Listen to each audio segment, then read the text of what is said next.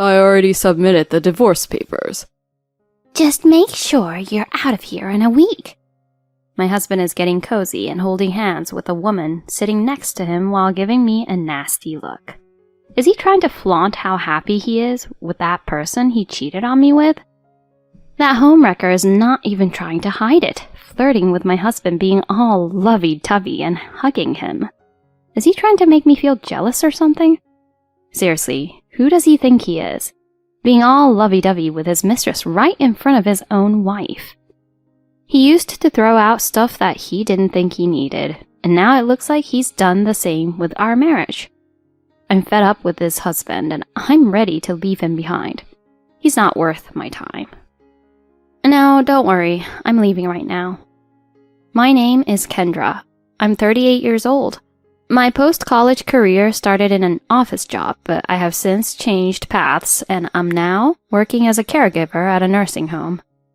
I got married 3 years ago to a man named Kyle, and I met my husband at work. The nursing home cafeteria, which is run by a former chef, is extremely selective in their ingredient choices. Because of this, it has attracted many food companies to partner with us for their business endeavors. The nursing home owner takes great interest in the food served at the facility and regularly meets with food companies and farmers to ensure its quality. During this time, I developed a friendship with the person responsible for managing a food corporation.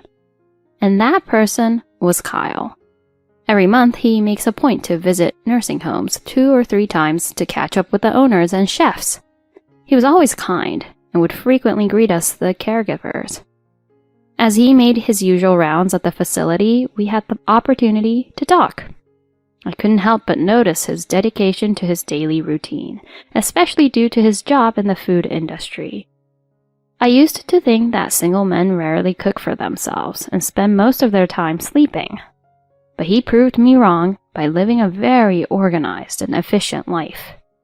It was unexpected for me to learn that he kickstarts his mornings with oatmeal, yogurt, and frozen berries, and a cup of organic coffee, followed by a veggie-filled dinner after work and a half-body bath to unwind at the end of the day. Kyle, I admire how you live your life. You're always so careful and organized. I'm always in a rush, so I envy you and your lifestyle. Oh, I don't think so. It's all just normal to me. I think it's amazing that you can say that's normal. I'm curious about where to begin if I want to imitate your lifestyle. If that's the situation, my suggestion would be to use aroma. There are many different scents.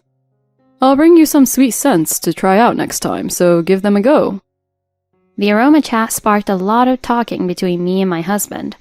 The smell he showed me was actually really nice and super calming. Hello? I really liked the aroma you gave me the other day, Kyle. I always struggled to fall asleep at night, but using that aroma really helped me get some solid shut-eye. Thank you so much. That's great. Kendra, you seemed a bit exhausted, but I was glad to see you were able to relax. As he gazed at me, his eyes were filled with kindness. I was always so busy with everyone else that I forgot about taking care of myself, but luckily I had someone who cared for me so much. And then we started meeting up on our own. During the period, we shared several meals and went on multiple dates. He revealed his feelings for me. I liked you from the first time we met, and now I'm very happy that we could talk a lot and go on dates like this. And I gradually began to like you more. Kendra, would you be interested in going out with me if that's alright with you? My answer was already decided. I like you too, Kyle. I can't wait to go out with you. Let's be real. My life has been pretty dull until now. Upon completing my studies at a university, I found myself employed at a company that I had chosen for a particular purpose, but my time there was less than ideal. After leaving my job due to mental challenges, I ended up working at a nursing home and had the opportunity to meet someone. My experience at that job taught me the true significance of nursing care, and I made a conscious effort to study persistently while working towards certification. Juggling a demanding job with overnight shifts and my studies was tough, but the sense of achievement made it all worthwhile. In my wildest dreams, I never thought I would find someone who would take care of me while I worked away. Despite our demanding jobs, I was grateful for the time my husband and I spent together on dates, whether it was shopping, going to the movies, or simply doing everyday things. Investing in my future while shopping was a source of happiness for me. How about we get these 2 cups that go together? Fantastic! These will come in handy when we finally move in together. Oh, how about this design? I like it, it's cute. I'm getting excited thinking about the day we move in together. It was so much fun browsing our matching things and picturing our future as a married couple living together. After we grabbed a seat at a cafe, Kyle got all serious out of nowhere. What's up with the serious expression all of a sudden? Are you sick? No, well... Do you have a fever? Take it easy if you're not feeling great, okay? Should we call it quits on our date for today? No, I just gotta say it. I can't hold it in any longer. Please, marry me. Wait, what? These moments with you are the best. They make me so darn happy. And when I start dreaming about making them last forever, I can't bear the wait anymore. As he said this, he looked at me. This is the happiest I've ever been in my whole life. Yes, I'd love to marry you. Seriously? Oh, thank goodness. I'm so happy. I thought you'd reject me because I suddenly asked you to marry me. There's no way I'd say no to that question from you. I was so happy. Thank goodness. Let's make our marriage a happy and fulfilling one. Yes, I agree. And we got married. After getting married, we rented a new room and started our honeymoon. Then the shopping we did together changed to shopping for things we would use as a married couple. We chose furniture and appliances together and were able to get things that we were happy with. My husband is a meticulous person, so our room is very neat and always tidy. We tried as much as possible not to have too many things so that we could live comfortably. It's very pleasant to live with only our favorite things. I also felt happy because I was living with my husband. I really enjoyed our life as a married couple. I'm sure that we will continue to have happy days like this in the future. But about a year into our marriage, something happened that bothered me. I have a favorite tumbler that I always use during the night shift. It was given to me in the past by a good friend of mine, and it is well designed but also very functional. If I put something warm in it, it stays warm all the time, and if I put something cold in it, it stays really cold. So I used to love this tumbler during summer and winter. But that day, for some reason, I couldn't find my favorite tumbler. It was in the cupboard, so my husband might have taken it to his office by mistake. My husband had gone to work first, and I would ask him when he came back. Since I was only working during the day, when I got home from work, I asked him about the tumbler. You know that tumbler I always use in that cupboard? Oh yeah, that tumbler. That's suddenly gone. Are you using it? No, I threw that away. What? You threw that away? I couldn't believe my ears. Why? Oh, why did you do that?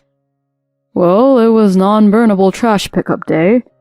Besides, that thing was pretty dirty, wasn't it? That's why I threw it away. My husband looked satisfied, as if he had done me a favor. How could he do that? That was my favorite, you know. Oh, it was? But isn't it embarrassing to use something that dirty? Does he seriously not know what attachment means? I was just so shocked to hear that from him. I couldn't say this to my friend who gave me the tumbler. It's a tumbler, for God's sake. You can get a reasonably good one at a dollar store, you know? That's not the point. I was using that tumbler because I loved it. Ever since then, I started doubting my husband. And I feel like a wall has been built between my husband and me since then. But it wasn't my fault. It was my husband who began to act somewhat cold toward me. Welcome home. Thanks. Do you want to have dinner or take a bath? What's for dinner? Well, meat and potatoes, boiled spinach, some soup, and... Oh, no thanks. What? You mean you want to take a bath first? No, what I meant was that I don't want to eat dinner. Wait, what? I put in the work to make them. Why don't you take it for lunch, or we can have some for breakfast or something?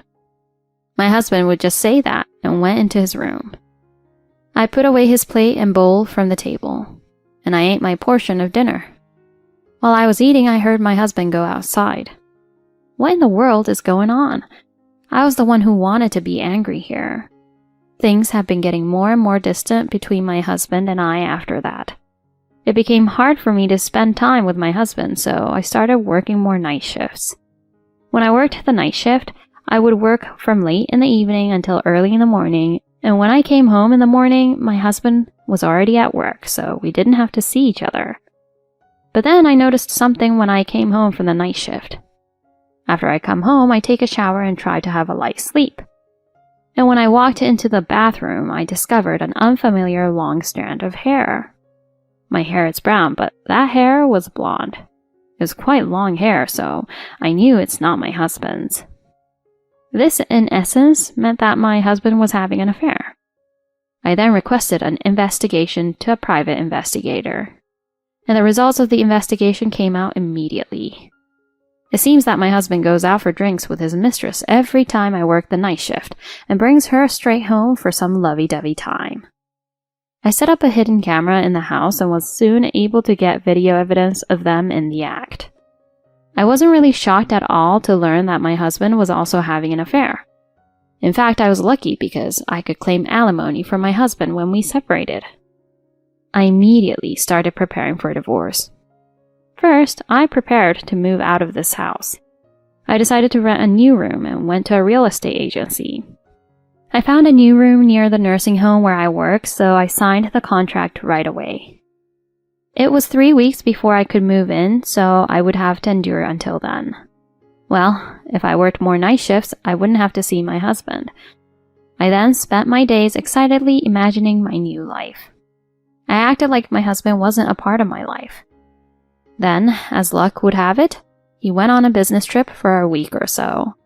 Thanks to this, I was able to spend time at home. I decided to divorce my husband when he returned, so I prepared the divorce papers. I filled out my portion and put it in a drawer.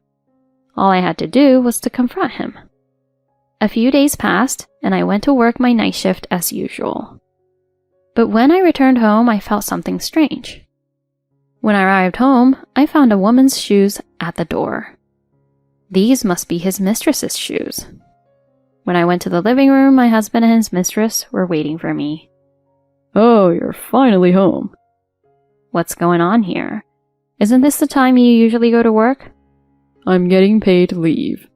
I mean, can't you see her? My husband said that as he hugged the shoulder of his mistress. Oh, I could see her, but I didn't really care, so I didn't really ask. What the heck? What's with her acting so tough? There now. Let's calm down. I'm sure she is very upset mentally. She's the kind of woman who prepares divorce papers in shock because things aren't going well with me. I beg your pardon? I looked in the drawer. The divorce papers were missing. I was going to confront my husband with them, but... I already submitted the divorce papers. My husband said it with a laugh like that. Just make sure you're out of here in a week. His husband opened her mouth and said that to me. You better be thankful you can stay here for a week. My husband is getting cozy and holding hands with a woman sitting next to him while giving me a nasty look. Is he trying to flaunt how happy he is with that person he cheated on me with? That homewrecker is not even trying to hide it, flirting with my husband, being all lovey-dovey and hugging him. Is he trying to make me feel jealous or something? Seriously, who does he think he is, being all lovey-dovey with his mistress right in front of his own wife? He used to throw out stuff that he didn't think he needed, and now it looks like he's done the same with our marriage. I'm fed up with a guy like him, and I'm ready to leave him behind. He's not worth my time. No, don't worry. I'm leaving right now. I wanted to take a shower like I always do, but I didn't want to be with him, so I decided to take the bags I had packed beforehand and leave. What? How the hell can you leave here so quickly? Because I already packed my stuff with the intention of leaving here. But do you even have a place to go? Your parents are gone, so you don't even have a home to go to. What? Are you worried about me or something? No, I'm not.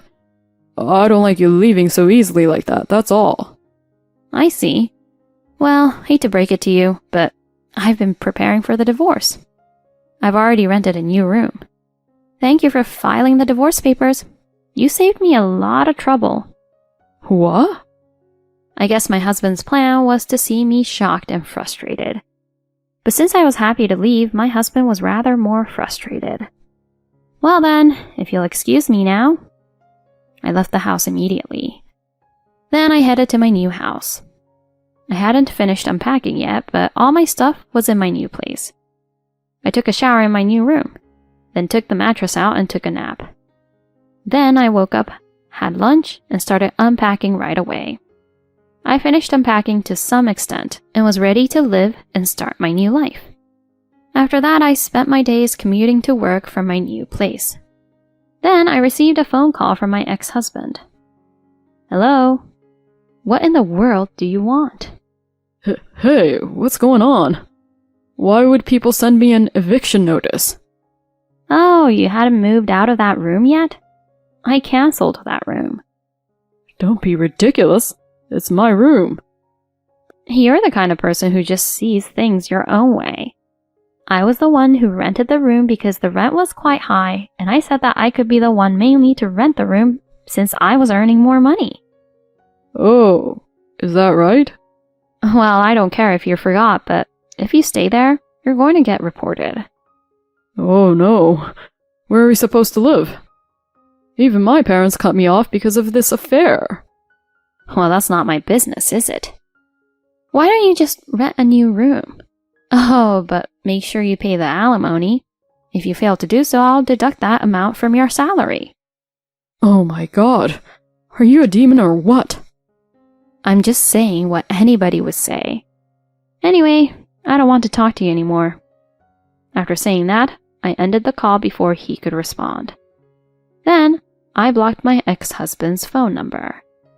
After that, I heard that my ex-husband and his mistress moved several times to a cheaper apartment, but their lives became quite poor. This was because his mistress became pregnant and could no longer work. And because of this affair, my ex-husband lost the company's trust and was given a pay cut. And if that wasn't enough, he needs to support his new wife and their kid while keeping up with alimony payments, so he's really feeling the financial strain. Word on the street is that he's taking on part-time gigs on top of his regular job to make ends meet. It must be pretty tough, but it's all his own fault. On the other hand, I got a promotion at my job and my income increased. Since I live close to work, I'm able to work many night shifts and my income is quite high. For now, I plan to find some new hobbies while saving up. I'll continue to live a fulfilling life while devoting myself to my work. Thank you for watching until the end. Please subscribe to our channel. See you in the next video. I divorced my cheating husband. Me. Taking all my stuff. In-laws. Just leave. Watching moving truck, I get in car. Husband. What?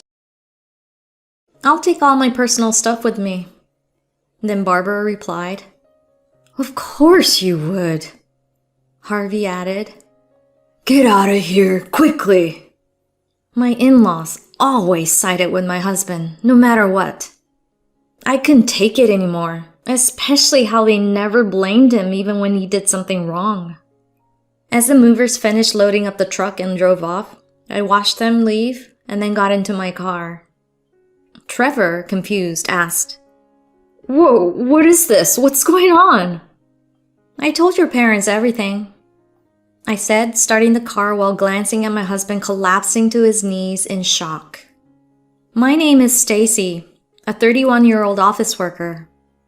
Trevor and I originally met as colleagues at the same workplace. He joined as a new employee, 3 years younger than me. I was assigned to train him, which was how we first met. Initially, our relationship was strictly professional with no romantic feelings involved, of course. However, as he became more independent, we gradually grew closer.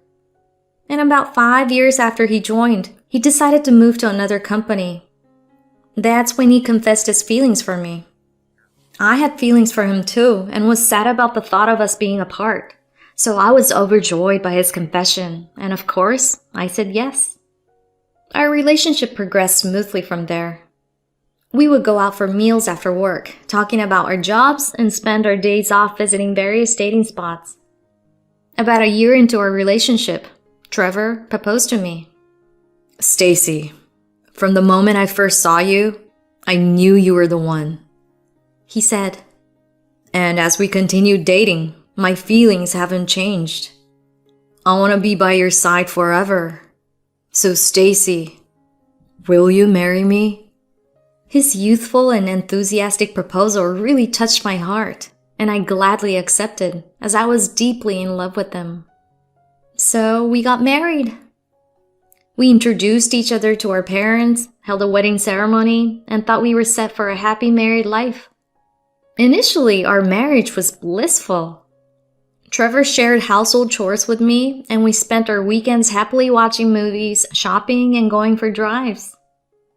Eventually, our apartment started feeling too small, so about 6 months into our marriage, we decided to move. We looked at various properties, keeping in mind the possibility of having children in the future, and chose a spacious apartment. We spent most weekends visiting different properties, and finally settled on one we both loved. It was a bit expensive, but we were satisfied with our choice. And living there turned out to be incredibly comfortable. The large kitchen made cooking a joy, and with spacious rooms and plenty of them, we had a lot of room to relax. Trevor was also very happy with our new home. We were enjoying these blissful days, but my happiness soon began to crumble. One day, my in-laws expressed a desire to see our new home. They were amazed by it. "It's so beautiful and spacious," Barbara exclaimed. "What a fantastic place," Harvey added. "Yeah, it's really comfortable to live in. We love it," Trevor replied proudly. I was pleased to have our new place complimented by my in-laws. But then a little while later, they contacted Trevor with a request. "You want to live with us?" I heard Trevor ask in surprise.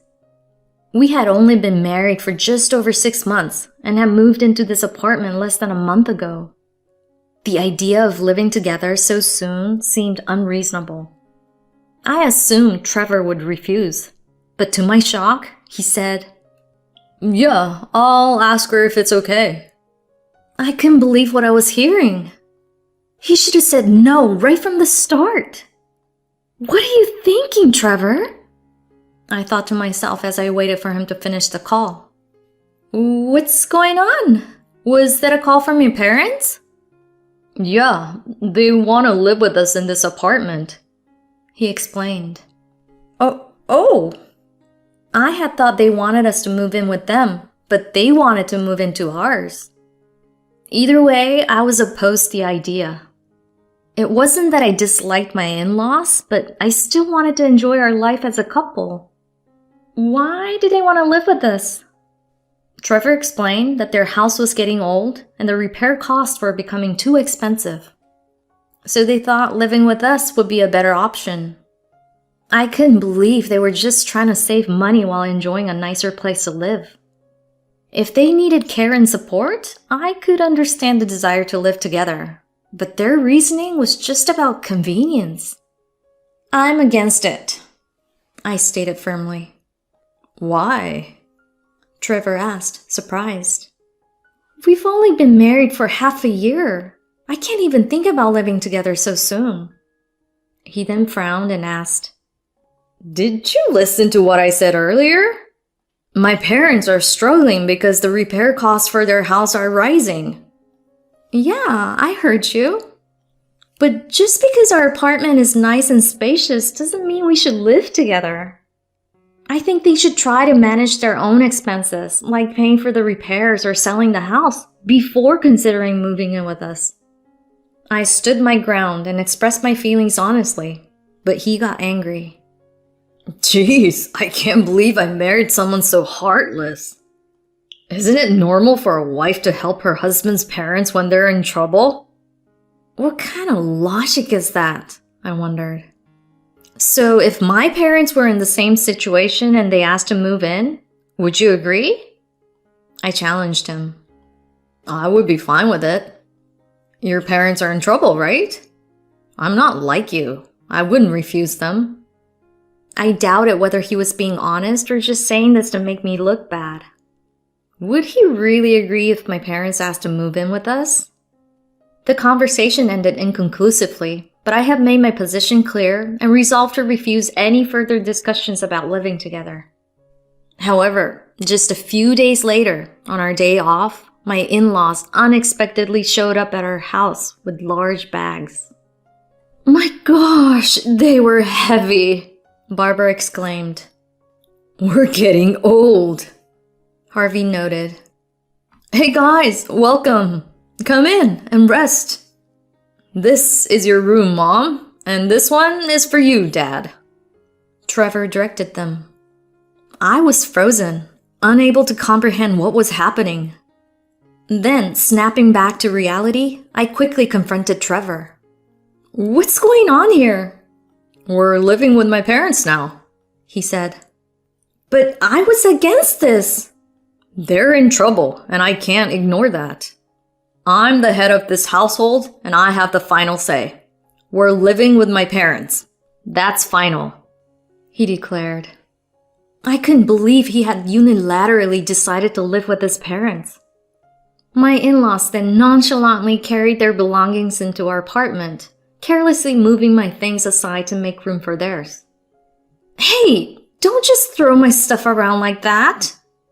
You should have tied it up if you didn't want your things moved, Barbara retorted, glaring at me. We're living here now, so you should keep it clean. What the? I was just told about them moving in. I was furious, but collected my belongings, feeling helpless. The in-laws began ordering me around as if it were natural.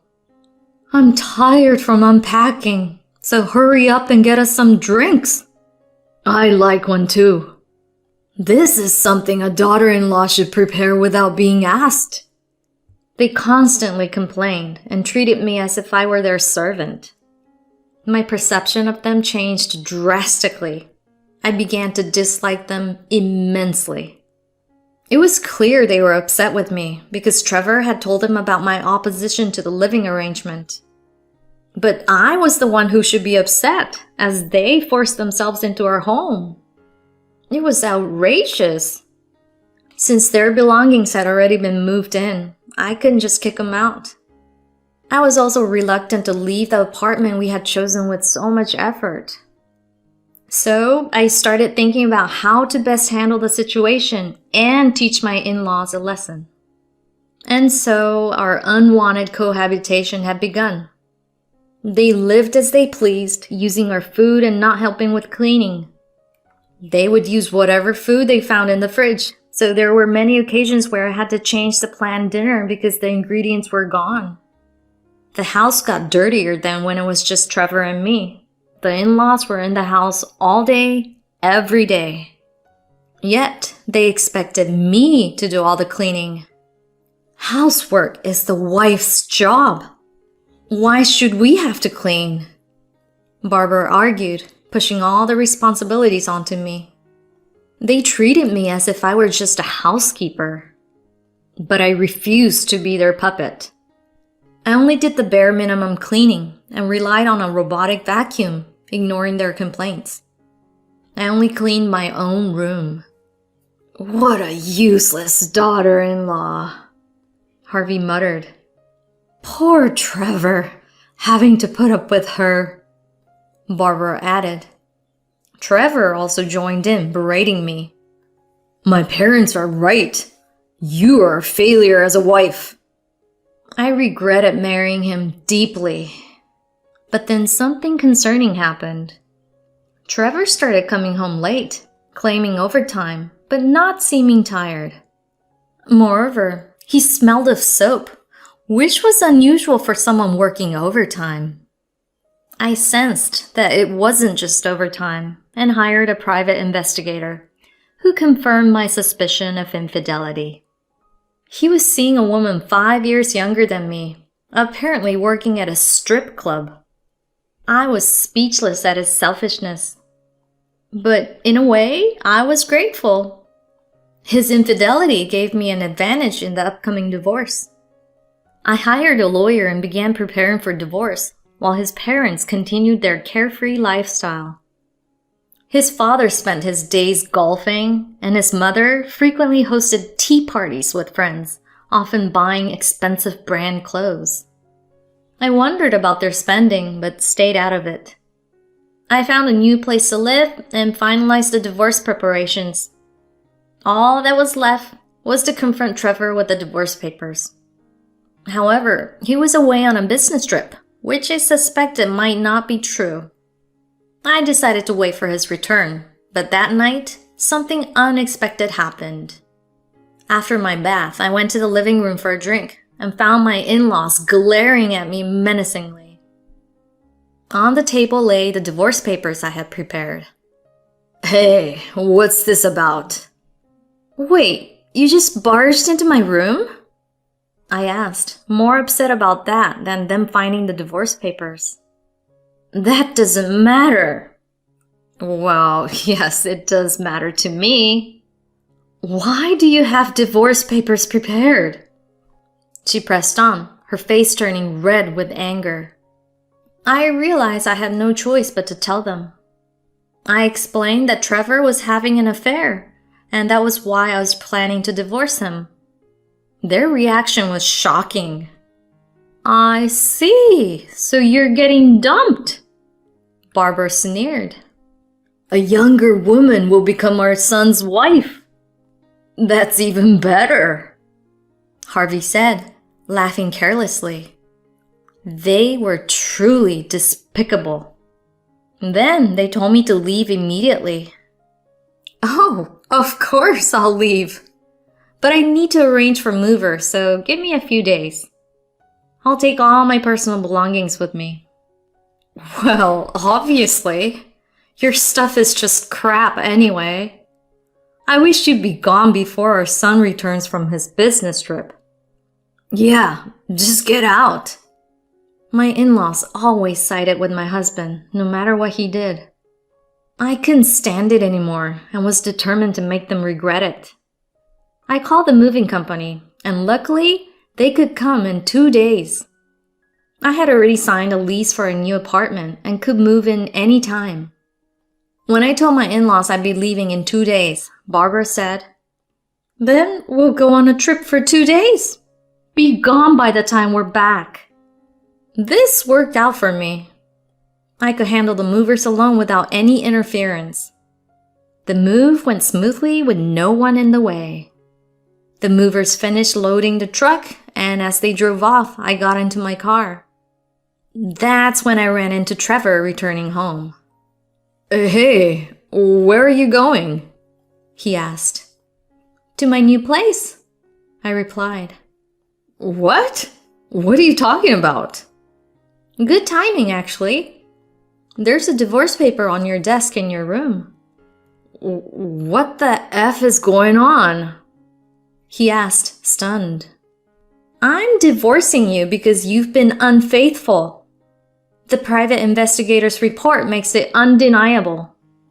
Wait, let's talk this over calmly. Hell no. From now on, everything will go through my lawyer. I've told your parents everything. When I told them you were cheating on me, they were happy and told me to get out. They didn't even know that I was paying more than half of the rent for this house. You'll have to manage the rent on your own now. And of course, I'll be seeking alimony, I said firmly. I drove off, leaving my husband collapsing to his knees in shock. Later, I received a call from my in-laws. Stacy, what's going on? Why is there no furniture or appliances left? I told you I'm taking all my personal belongings. I bought all the furniture and appliances in that house, so of course I'm taking them with me. I replied. That can't be true. Oh, yes, it is. I earn much more than your precious son. They were extremely surprised to hear this. Oh, and please discuss the rent and such with your son. I don't think you'll be able to live there without contributing a cent anymore, I added. Please, come back. We can't handle this, Harvey begged. We barely got anything for our house, and we have almost no savings, Barbara revealed. Well, that's what happens when you spend money like you did. But that's none of my concern now. I'll just proceed with the divorce through my lawyer, I stated and hung up. I blocked Trevor and his parents' numbers. Through my lawyer, I filed for divorce and demanded alimony from Trevor and his mistress. Eventually, I received $50,000 from each of them.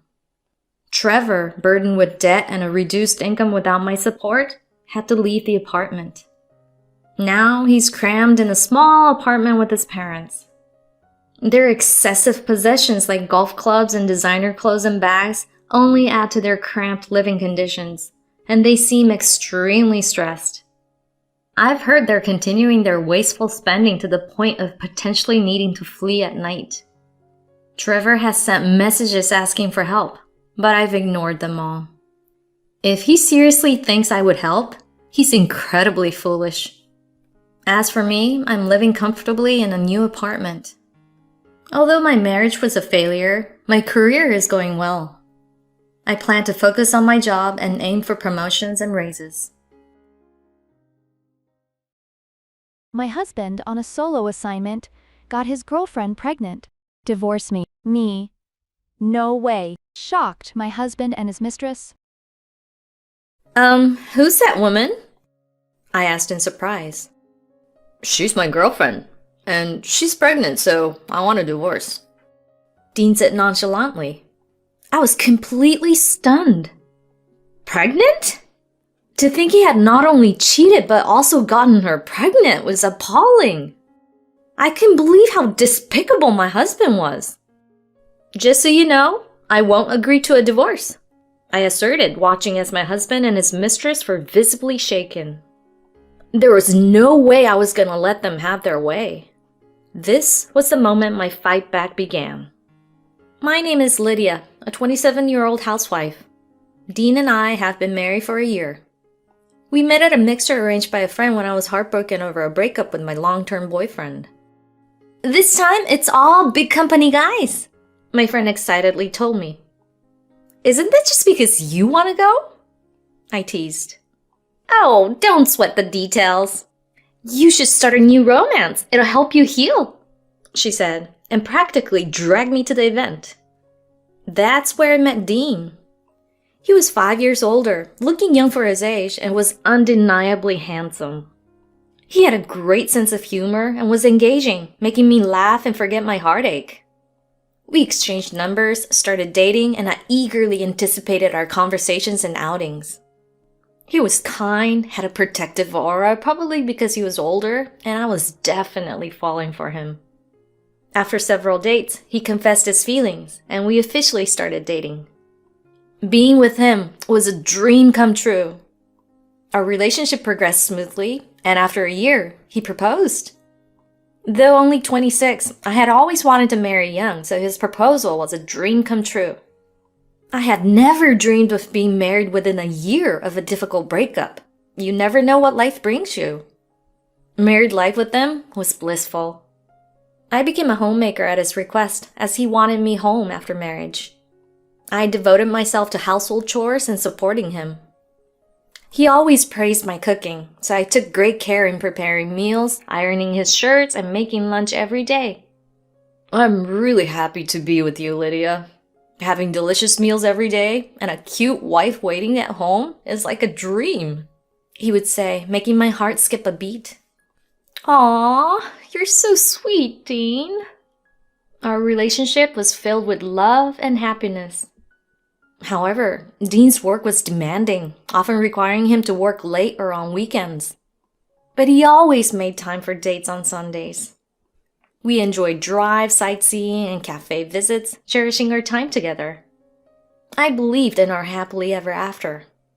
Then, Dean dropped a bombshell. Actually, I've been assigned to a solo posting. Solo posting? I echoed, confused. Yeah, it was sudden and I had no choice. Oh my gosh, can't they send someone else? Well, that's the thing. They all have small kids or are nearing retirement. Oh, I see. It was a hard blow. We were newlyweds, and I thought the company would consider that. But I understand why families with young kids or those nearing retirement couldn't take the assignment.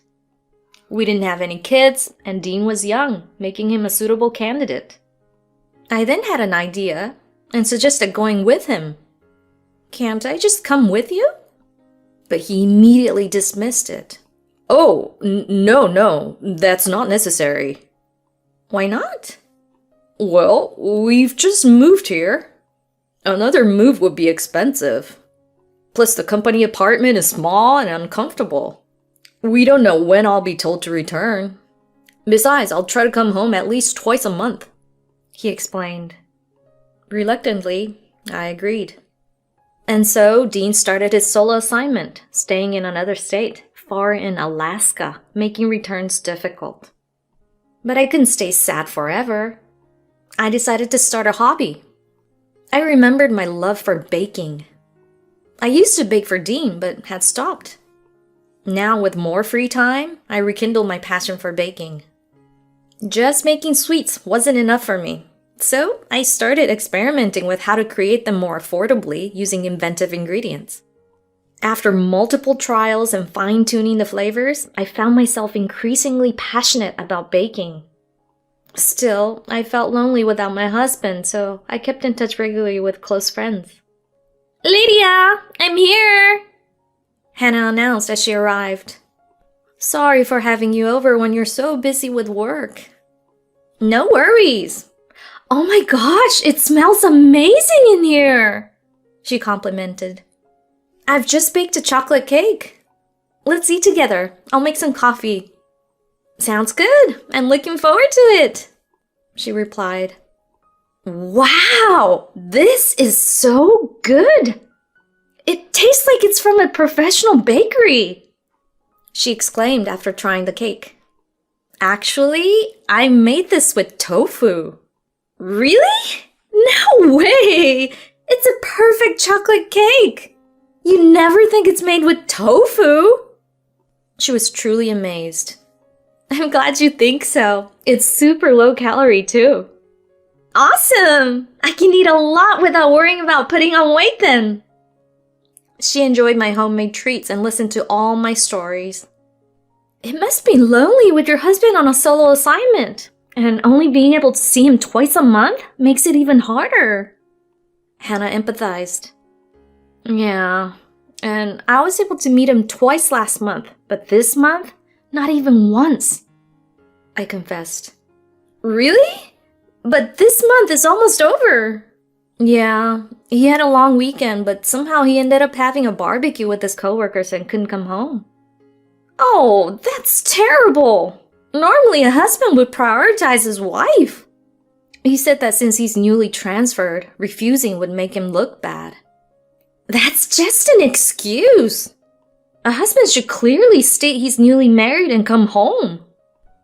I know, right? I was pretty disappointed too. Hannah listened to my complaints and joined me in criticizing my husband. Just venting to her helped me relieve some stress. Despite my efforts to fill the void of my husband's absence, it was still tough. The following month, he came home, but it was only for a brief visit. We had so much to talk about that time flew by too quickly. I can't believe we won't see each other for about a month again. Hey, can we at least FaceTime sometimes? I suggested. Well, I guess so, if I can find the time. Work's been so busy. I basically just go home to sleep. I've got a lot of overtime, too, Dean replied. Oh, okay. Are you eating okay? Do you even have time for household chores? I asked, concerned. Oh yeah, don't worry about that. The room is small, so cleaning is quick and easy. That's good to hear. Oh, by the way, I baked some muffins. Take them with you. Thanks. I'll enjoy them when I get back. Okay. Though our time together was short, I was grateful for these moments. Still, I couldn't help but wish his solo assignment would end soon.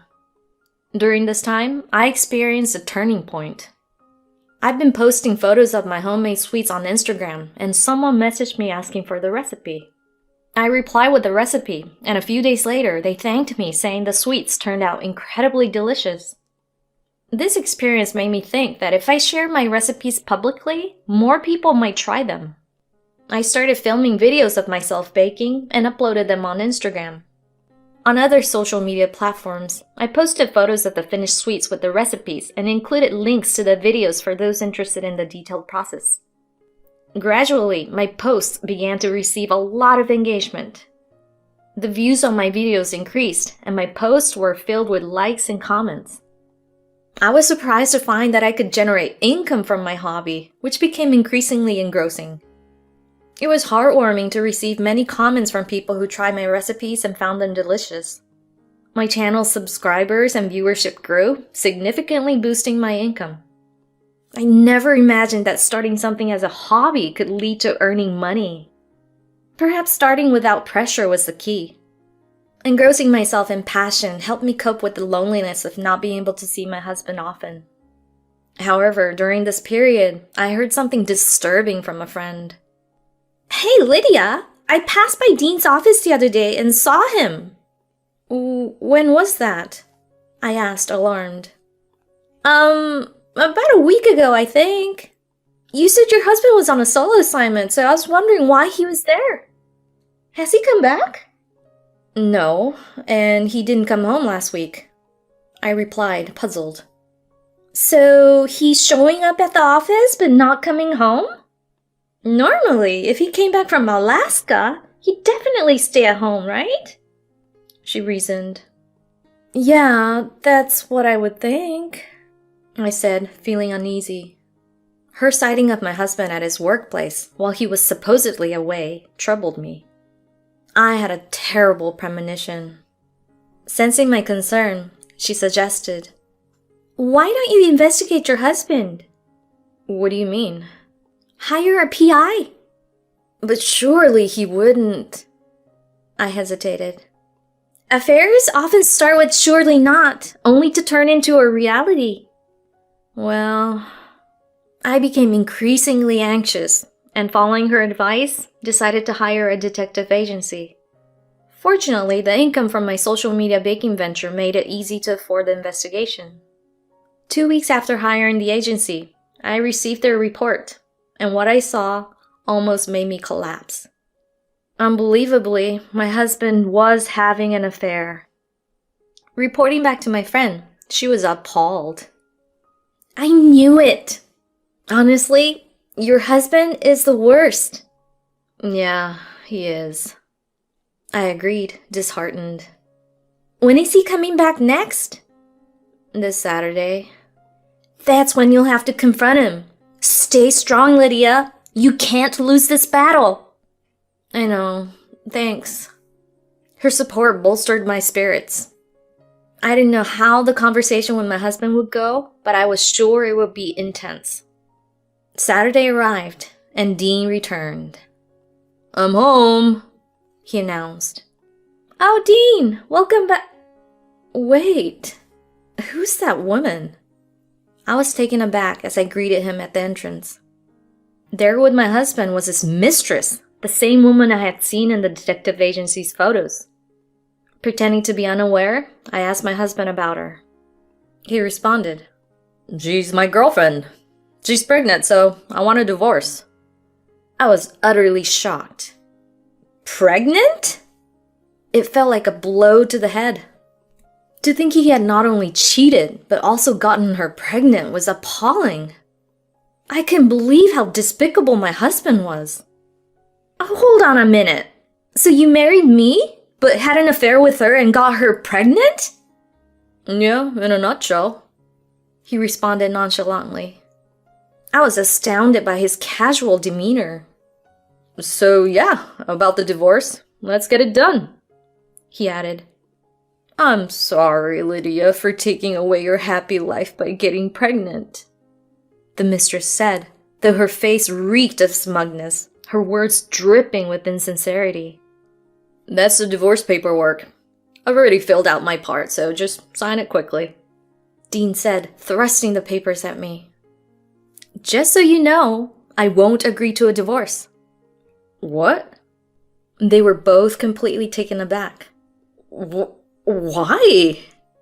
Why won't you divorce? There was no way I was going to let them have their way. This was the moment my fight back began. If I divorce you now, it'll go exactly how you both want this to go. I won't let you off the hook for everything you've done. Brace yourself, Andrea. Wait, how do you know my name?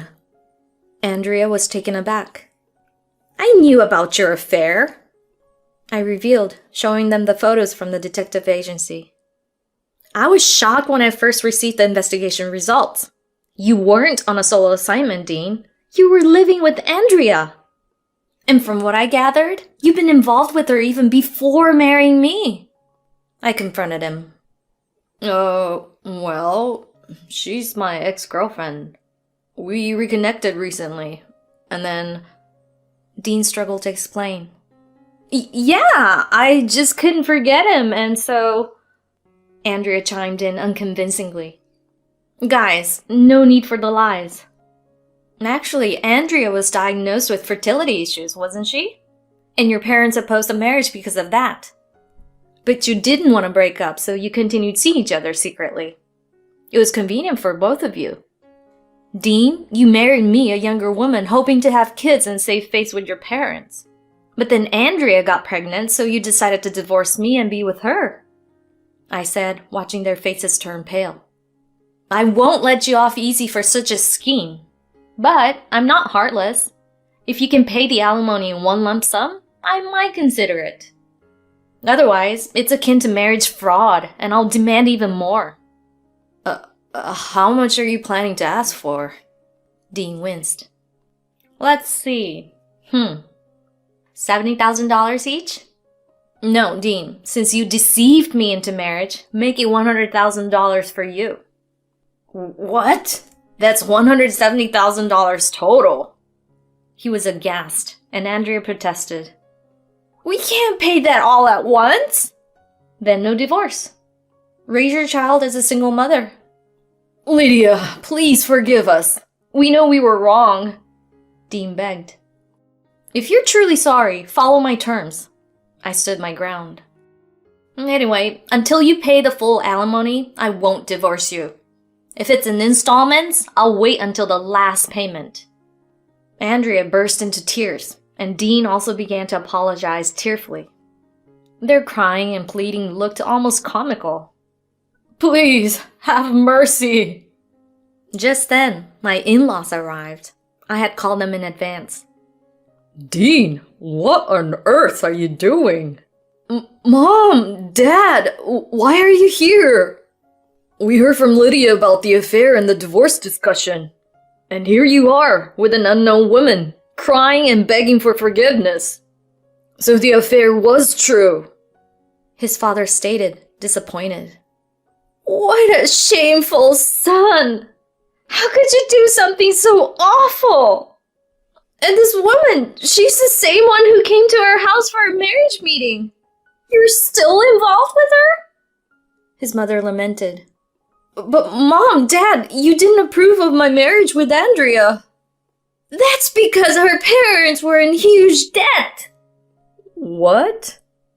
Dean looked at Andrea in surprise, who awkwardly avoided his gaze. We didn't oppose your marriage because of whether or not you could have children. We were against it because her family had debts, and we didn't want you to struggle because of them. What? Wait, the money you've been sending to your parents? Was it for... Andrea hung her head in admission. Yes, they've always been in debt, and it recently ballooned again due to their gambling addiction. I couldn't handle it alone, so I thought marrying you would help pay it off, she confessed, breaking down in tears. So then the pregnancy? I'm sorry. It was a lie. No. Dean was visibly shocked, collapsing to his knees at her revelation.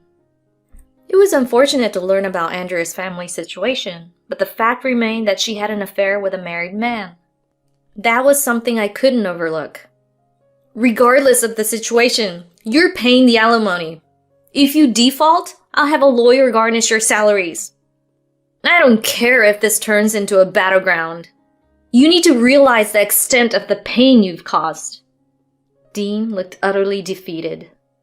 Andrea, too, was completely worn out. However, I had been deeply hurt by this ordeal and couldn't afford to relent. Thanks to my in-laws' intervention, the divorce proceedings went smoothly.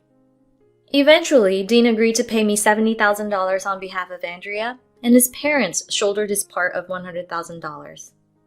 He would gradually repay his parents. Andrea was freed from paying me alimony, but still had to assist with her parents' insurmountable debts. She was destined for a difficult life regardless.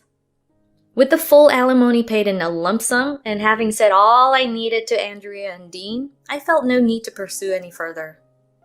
I heard that Dean's affair had become common knowledge at his workplace, making his life there uncomfortable. He was off the promotion track, leading to a lonely life of repaying his debt to his parents. As for me, my income from baking was increasing, and I was now fully self-sufficient with it. I am determined to start a happy life, doing what I love, and vow to be far happier than my ex-husband. My husband told me he got his young lover pregnant and that he chooses her over me because of her age. Sorry to break it to you, but my girlfriend who's 20 years younger than you is pregnant. I prefer being with a younger woman, so let's divorce. Sure, let's divorce, but you have to take care of your son. Huh? You take him. You've been so into taking care of him until now. But that kid... I shut my mouth tight. On one side, it's fine if things end with me telling him the truth, but Charlie, who's in the other room, will probably overhear. If he hears, what will he think? And if I just share that so simply, Grayson won't feel the weight of what he's done. All he cares about is his own happiness. I can't forgive him for that. I want to steal his happiness away from him, just like he did to me. With that in mind, I decided to hold on to the truth and drop it on him like a bombshell when the right moment comes. My name is Mary. I'm a 40-year-old housewife. I live together with my husband Grayson and son Charlie, who's in his first year of high school. Grayson and I have been married 10 years. At the time, I was the manager of a cell phone store. I worked hard to demonstrate to our customers the high quality of our phones and support them in choosing the right phone for them. During that time, I met Grayson. He wanted to buy a smartphone to use for work and visited my store multiple times. He had just started a business as an entrepreneur and wanted a smartphone with a lot of business-oriented functions. I worked hard to find the phone that would best suit his needs. He ended up choosing and buying one of the options I offered him. Sometime later, I was out drinking with a friend, and Grayson happened to be at the same bar with a friend of his. He noticed me and sparked up a conversation. Thank you for your help. The phone has been super useful. If you like, how about we have a drink together? This round will be on me as thanks. Oh, there's no need for you to treat us. Come on, you don't need to hold back. And to be honest, I think you're very pretty and caring, and I'm attracted to you. Huh? Having that suddenly told to me was a shocker. Though the truth is, I also thought he was handsome. My friend suggested that we go along with it since he's offering to treat us, so the four of us ended up drinking together. Grayson and I exchanged phone numbers and began meeting up, just the two of us. As the two of us met up, I learned more about Grayson, and I found out he was divorced and had a son who was 5 years old. Grayson and his son lived together with his parents. He divorced his ex-wife because she had cheated on him, and supposedly he started his own business as a way to push himself past his frustration and anger. He was very kind and a true gentleman. To be able to cheat on such a wonderful man like Grayson, I decided that his ex-wife must be a horrible person. We became closer and closer, and eventually began officially dating. I also soon met his son, Charlie. At first, Charlie was very timid around me, but as we met more, he became more open and talkative. Seeing how Charlie and I got along, Grayson decided to propose. Unlike my previous marriage, if I'm with you, I believe I'll be incredibly happy. I think Charlie will be happy too. So, will you marry me? Only a year had passed since we began dating, but I was incredibly happy. But if you don't want to get married to a man who already has a kid, please just say so. Grayson suddenly looked uncertain. What are you talking about? Didn't you understand why I wanted to meet Charlie from so early on? It's because I want to marry you. Huh? Then... Yes, I will marry you. When I said that, Grayson lifted both his arms in the air and yelled happily. Yes! Thank you, Mary. I will make you happy. I'm looking forward to it. And like that, we were going to get married. We met each other's parents to announce the news, and then registered our marriage at City Hall. I didn't care too much about having a ceremony, and since we have a son to take care of, we'll have all sorts of other things to pay for from here on. So we decided to not waste money on a ceremony. Afterwards, the three of us moved and started our new lives together. I thought that if I lived with a kind man like Grayson, I'd definitely be happy. But as soon as we got married, his personality changed. I quit my job when Grayson and I got married in order to spend more time with and get closer to Charlie. Sure, I became a housewife, but Grayson pushed all housework and child raising on me. Your lives are supported by the money I'm making, so it's only natural you do everything. Get it together. Saying that coldly, he refused to help even once. Doing the chores on my own is fine, but I wished Grayson would help out more with raising his son. Grayson didn't come with us to Charlie's first day of elementary school, nor did he come to the school sports tournament. Even Grayson's parents went out of their way to attend, but Grayson said he was busy. He never paid attention to anything Charlie said, nor would he ever play with Charlie. I originally imagined we'd go on drives or out shopping together. I imagined that as a father, Grayson would play catch, or anything really, with his son. But on his days off, Grayson would just say he's tired and laze around the house or leave on his own without saying a word. That seemed to make Charlie sad, which hurt my heart to see. He was too uninvolved with his son, to the point I eventually had to speak up. Can't you play with Charlie a bit more? When I said that, Grayson's face twisted. He then let out an annoyed sigh. Oh, I'm tired from work. But... Oh, shut up already. Taking care of him is your job as his mom. Do what you're supposed to do. What? Where did the Grayson from before we got married go? I couldn't help but feel deeply sad. Grayson's selfish actions just got worse and worse. One day, I got a sudden text from him. I'm going to come over with my employees now, so prepare food and drinks. Huh? He was going to bring some of his employees to our house. Grayson had just become department leader of the company he was working for at the time, so he probably wanted to become closer to new subordinates. I had already prepared dinner for Grayson, but I didn't have enough food for his staff. I was planning to go to the supermarket the next day, so the fridge was empty and we didn't have much alcohol. I quickly rushed to the supermarket, which was about to close, and bought ingredients and drinks. I began cooking the instant I made it back home. I did all I could to prepare in time, but there's only so much I could do on my own. When I was about halfway done, Grayson returned. I'm back. Hey, my colleagues are here. Come say hello. Grayson yelled at me from the front door. I put a pause to my cooking and went to meet everyone. Hello, everyone. Thank you for coming. Please come in. After guiding them to the living room, I brought out beer and some light snacks. I then went back and continued cooking. As soon as I'd finished preparing a dish, I'd bring it to our guests and then go back to the kitchen to continue cooking the other dishes. But then Grayson came to the kitchen.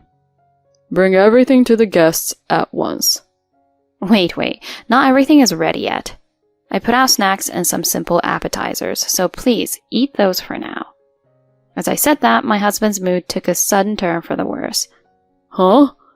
What have you even been doing this whole time? I messaged you in advance, didn't I? You messaged me barely an hour ago. Since you sent that message, I went grocery shopping, came home, and have been cooking non-stop. Don't you think I've prepared quite a lot considering the circumstances? Give me a break. Are you trying to lay the blame on me? Who do you think is providing you with the money to be able to cook like this? Don't be a nuisance to my colleagues. Grayson loudly criticized me. The living room and kitchen are close to each other, so I was sure Grayson's staff overheard his angry voice. They all looked very awkward. I didn't want to make them any more uncomfortable than they already were. I quickly apologized and went back to cooking. Letting out a big sigh, Grayson went back to the living room. I'm the one who should be sighing. Repressing my anger, I finished preparing all the food and carried it out with more drinks. Grayson's subordinates left in time for the last train, and immediately he picked a big fight with me. I didn't think you were such a useless wife. What are you talking about? I did my best just now. Shut up. I can't rely on you anymore. I'm not going to bring my colleagues over anymore. My good-for-nothing wife is just going to embarrass me again. He was going too far. Isn't this why your ex-wife cheated on you? You disgusted her, so she went to another man. What? Are you making fun of me? I'm not trying to make fun of you, I'm just sick and tired of you. You never pay any attention to Charlie, and now in order to try to boost your ego, you dragged your colleagues over. I didn't drag them over. I did this for them. All their smiles were obviously fake. I'm sure they felt forced to agree to come here for a second round of drinks. They probably just wanted to go home. And then they saw how you got mad at me, and they were put in an even worse mood. Shut up. You really are a pain in the ass. You should just keep your mouth shut and focus on housework and raising Charlie. After yelling this, Grayson stomped over to his room. Though it was late at night, Charlie worriedly came over to the living room. Mom, are you okay? Charlie, I'm sorry. Did we wake you up? Well, I haven't been able to sleep much since Dad brought those people from his work over, and then his yelling surprised me awake. He's just being unreasonable. So don't worry about it, Mom. Charlie consoled me. Though he was in middle school now, he never went through a rebellious phase and always treated me very kindly. I feel like it's thanks to him that I'm able to keep myself relatively sane. Though Grayson and I didn't really get along after this, we had no choice but to talk every once in a while as parents. This time I had to speak to Grayson because I was considering working part-time in order to pay for a tutor for Charlie. Grayson looked really against it. Part-time job? You just want to go meet new men, don't you? What are you talking about? This is for Charlie's education. After explaining myself, Grayson somewhat accepted it. From then on, I began working as an office administrator part-time. I thought that this job would make things at home a bit easier. But the combination of my job and all the complaints I would receive from Grayson about even the littlest of things just made me super stressed. One day I got stuck with a lot of tasks at work and had to return home later than usual. I rushed home when I had finished, but that day Grayson had returned unusually early. When I entered the house, he glared at me spitefully. Hey, where have you been? I was at work. Really? You sure you weren't out cheating on me? What are you talking about? Of course not. No matter what I said, my husband continued to glare at me. He suddenly snatched my phone and commanded me to unlock the home screen. What are you doing? Stop. Shut up. I'm checking whether you've been in touch with another man. He forced me to unlock my phone and began looking through all my texts. Seriously, stop it. I'm not cheating on you. Be quiet. Grayson pointed at a man's name in my phone contacts. So this is your lover? That's my boss. I have his number so I can contact him if I'm taking the day off or something. Don't lie to me. You're cheating on me with him, aren't you? Grayson began to call my boss. In a panic, I tried to press the end call button, but since Grayson is taller than me, when he lifted the phone into the air, I could no longer reach it. When my boss picked up, my husband began to curse him out. My boss kept his cool and cleared up the misunderstanding, but I was freaked out. I apologized to my boss countless times and forced Grayson to do so as well. You were being suspicious. Come on, go make dinner. He really was the worst. Our relationship became more and more toxic. I wanted to get a divorce, but I felt bad for Charlie. I thought I should hold out at least until Charlie finished high school. One day I finished work a bit earlier than usual and went out to a home goods store in town. Doing so, I noticed that Grayson's car was stopped at the intersection across from me. He was there, talking happily to a woman. The woman was very obviously not someone from work. He doubts me of cheating and then goes out and cheats? No, he probably doubted me exactly because he's cheating. I secretly took a photo of the two of them and then went to a private investigator to look into their relationship. About a month later, I got the results of the investigation. It was just as I thought. He really went and did something ridiculous. You were the one cheating, huh? There's no way I can forgive you. I decided I would divorce him. On Grayson's next day off, he went out in the morning and then returned home relatively early. When he returned home, he suddenly handed me divorce documents. Sorry to break it to you, but my girlfriend, who's 20 years younger than you, is pregnant. I prefer being with a younger woman, so let's divorce. Sure, let's divorce, but you have to take care of your son. Huh? You take him. You've been so into taking care of him until now. But that kid... I shut my mouth tight. On one side, it's fine if things end with me telling him the truth, but Charlie, who's in the other room, will probably overhear. If he hears, what will he think? And if I just share that so simply, Grayson won't feel the weight of what he's done.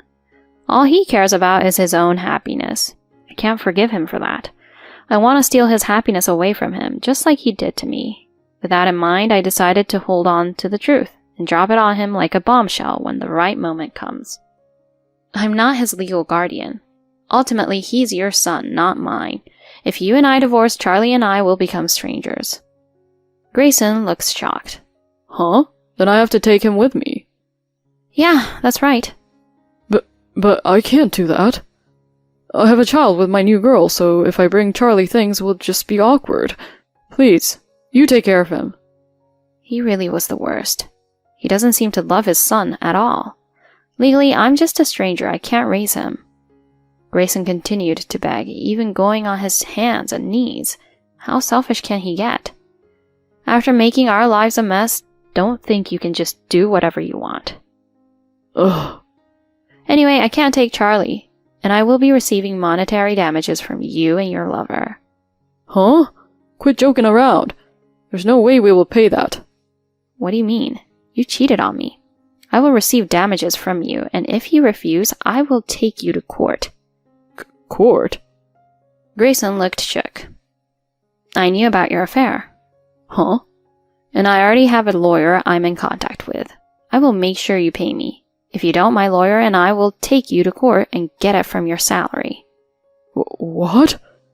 He completely lost all hope. He realized that I wouldn't accept anything he said, so he gave up and agreed to pay. I then found an apartment to live in on my own and moved out. Charlie was a high school freshman at this point, so he understood what was going on. Regardless of what his dad said or did, Charlie treated me kindly. Charlie, I'm sorry. I wanted to be together with you as you went through high school and college. Mom, don't worry. You always took so much care of me. That in itself always made me really happy. From now on, I'm going to live with Grandma. I don't want to live with Dad anyway. That'd be a relief for me too. But first, I'm going to live with Dad and his lover for a bit and bully both of them as much as I can. Charlie said that and grinned. Oh, how fun. Just don't go too far. Charlie was upset at his dad for having an affair and splitting with me. It's Charlie's right to do what he wants, so I wasn't going to stop him. But it seems that afterwards he really did bully his dad's lover. She became so stressed and tired out that she would often cry to Grayson about it. Grayson warned Charlie to stop, but he wouldn't. Ultimately, she ended up returning to her parents' house to give birth in the hospital near her childhood home. Once she ran away, Charlie moved in with his grandparents. Charlie's grandparents really loved Charlie and wouldn't forgive their son for cheating on me, so when they took in Charlie, they also cut off ties with Grayson. Supposedly, Charlie and Grayson don't see each other anymore. Sometime later, Charlie got straight A's on his report card. I went to celebrate together with him and his grandparents. Around that time, Grayson's lover gave birth.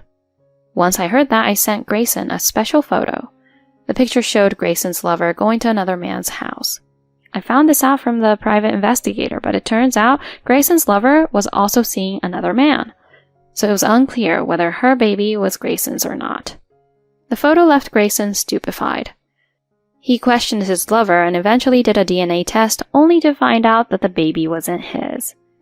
He chased her out of their house, but since he had already signed and assumed legal parental rights when the baby was born, he had to continue paying her child support. In the end, Grayson was left all alone, stuck paying child support for Charlie and his lover's baby. He's supposedly struggling for money and living a very poor life.